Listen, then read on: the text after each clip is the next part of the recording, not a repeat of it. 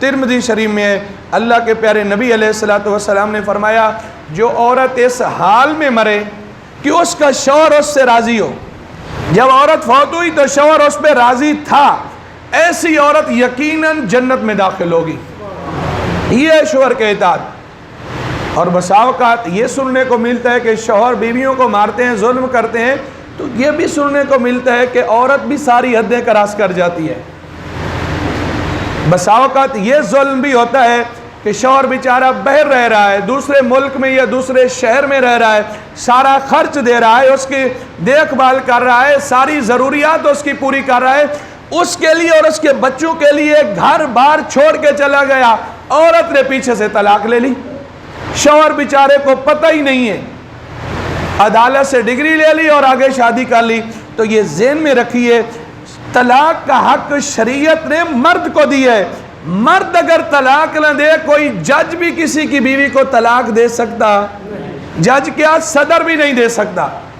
یہ جو خلا کا لفظ بولتے ہیں نا کہ عورت نے خلا لے لیا، خلا کے لیے میاں بیوی کی رضامندی ضروری ہے۔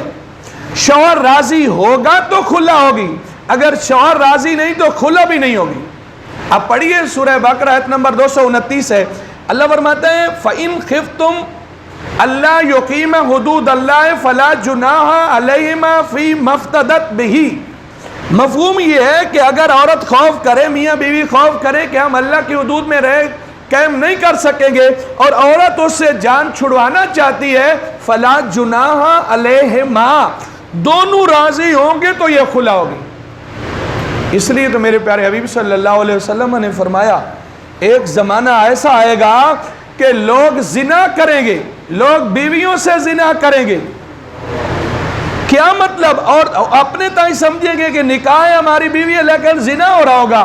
اس کی ایک صورت یہی ہے کہ عورت نے یک طرفہ عدالتی خلا لے کے شوہر کی رضامندی کے بغیر وہاں جا کے وکیل نے چند ٹکے لے کر شوہر کا ایڈریس ہی غلط بتایا، نوٹس آیا نہیں یا نوٹس بھیجا ہی نہیں، اور جج کو دھوکے میں دے دیا کہ بھائی اس کا شوہر تو آ ہی نہیں رہا، اور جج نے تیسری پیشی پہ اسے ڈگری دے دی، اور عورت ڈگری لے کے یونین کونسل سے سرٹیفکیٹ لے کے شادی کر لیتی ہے۔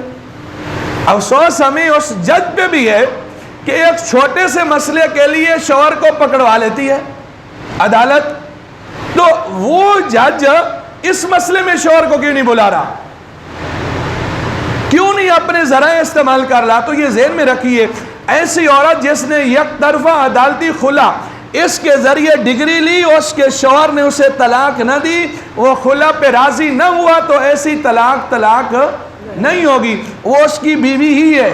اس حالت میں اگر عورت نے کسی دوسرے بندے سے نکاح کر لیا تو وہ نکاح بھی نہیں ہوگا بلکہ حرام ہوگا، چونکہ یہ منقوہ ہے پہلے والے شوہر کی۔ اور اللہ قرآن میں فرماتے ہیں حرمت علیکم، یہ لمبی آیت ہے، چوتھے پارے کی آخری اور 5ویں پارے کے پہلے لفظ ہیں والمحصنات من النساء، اے لوگوں حرام ہے تم پر وہ عورتیں جو کسی کے نکاح میں ہوں۔ ایک ظلم یہ ہو رہا ہے، لوگ حرام کاری کا ارتکاب کر رہے ہیں، اور ایک ظلم یہ بھی ہو رہا ہے کہ بندے 3 طلاقیں دے کے کہتے ہیں جی 1 طلاق ہوئی ہے، پھر اسی بیوی سے سلو کر لی، اور دلیل کیا دی کہ جناب میں نے تو 1 دفعہ ہی کہا، بھائی اس بندے کو 3 تھپڑ رسید کرو، پھر پوچھو 1 لگے یا 3 لگے ہیں، تو کہے گا نا 3 لگے ہیں، تو کہو میں نے تو 1 دفعہ مارے ہیں، تو 1 دفعہ 300 روپے کہیں گے تو وہ 300 ہوگا، وہ 1 نہیں ہوگا۔ اور ایسے ہی اگر کسی بندے نے اکٹھے اپنی بیوی کو 3 طلاقیں دے دی تو وہ 3 ہی ہوں گی، وہ 1۔ میں ایک آپ کے شبہ کے ازالے کے لیے یہاں بات عرض کر دوں، بسا اوقات لوگ اپنی اس بات کو غلط ثابت کرنے کے لیے حدیث مبارک غلط بیان کر کے اس کی غلط تشریح کرتے ہیں کہ جی 3 طلاقیں 1 ہوتی ہیں، تو کہیں گے قرآن میں، تو بھائی آپ قرآن مجید شروع سے لے کر آخر تک الف لام میم سے لے کر الحمد سے لے کر والناس تک 6236 آیات میں سے کوئی ایک آیت ایسی دکھا دیں جس کا ترجمہ آیت کے نیچے ہو کہ اگر کوئی 3 طلاقیں دے تو 1 ہوتی ہے، ایسی کوئی آیت آپ کو نہیں ملے گی۔ اور پھر کہیں گے جی وہ حدیث مبارک ہے مسلم شریف میں، جی حضرت نبی اکرم صلی اللہ علیہ وسلم کے زمانے میں 3 طلاقیں 1 ہوتی تھی، ابو بکر صدیق رضی اللہ تعالیٰ عنہ کے زمانے میں 3 طلاقیں 1 ہوتی تھی، عمر پاک رضی اللہ تعالیٰ عنہ کے ابتدائی زمانے میں 3 طلاقیں ایک ہوتی تھی، پھر حضرت عمر نے 3 کو 3 قرار دے دیا۔ ذرا سوچئے، کیا حضرت عمر جن کے بارے میں اللہ کے نبی علیہ السلام نے فرمایا لو کان بعدی نبی لکان عمر، اگر میرے بعد کوئی نبی ہوتا تو عمر ہوتے، جن کے بارے میں اللہ کے نبی علیہ السلام نے فرمایا انہو یفر من ظل عمر، اے لوگوں عمر کے سائے سے بھی شیطان ڈرتا ہے، بھاگتا ہے۔ ان اللہ جعل الحق علی لسان عمر، اے لوگوں عمر کی زبان پہ اللہ نے حق کو جاری کر دیا ہے۔ کیا حضرت عمر رسول اللہ صلی اللہ علیہ وسلم کے فیصلے کو بدل سکتے ہیں بھلا؟ اگر حضرت عمر نے معاذ اللہ بدل دیا تھا، سارے صحابہ چپ رہے۔ حضرت علی حیدر کرار رضی اللہ تعالیٰ عنہ موجود ہے، عثمان غنی ذوالنورین رضی اللہ تعالیٰ عنہ موجود ہے، اتنے صحابہ کرام علیہم رضوان سارے خاموش رہے۔ تو ایسا ہرگز نہیں ہے۔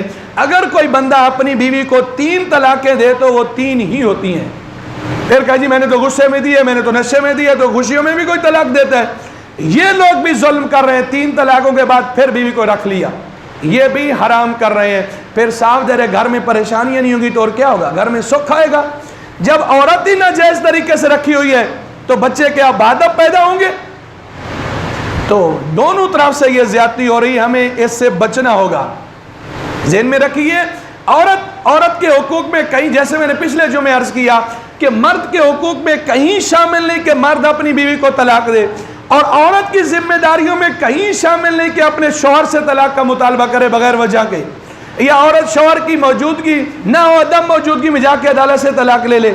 بلکہ ایک حدیث پاک میں ترمذی شریف کی حدیث مبارک ہے، اللہ کے پیارے نبی علیہ الصلوۃ والسلام نے فرمایا ایما امرأۃ سالت طلاقا، اگر کسی عورت نے اپنے شوہر سے بغیر عذر شرعی طلاق کا مطالبہ کیا، حرمت علیہا رائحۃ الجنہ، ایسی عورت پہ تو جنت کی خوشبو بھی حرام ہے۔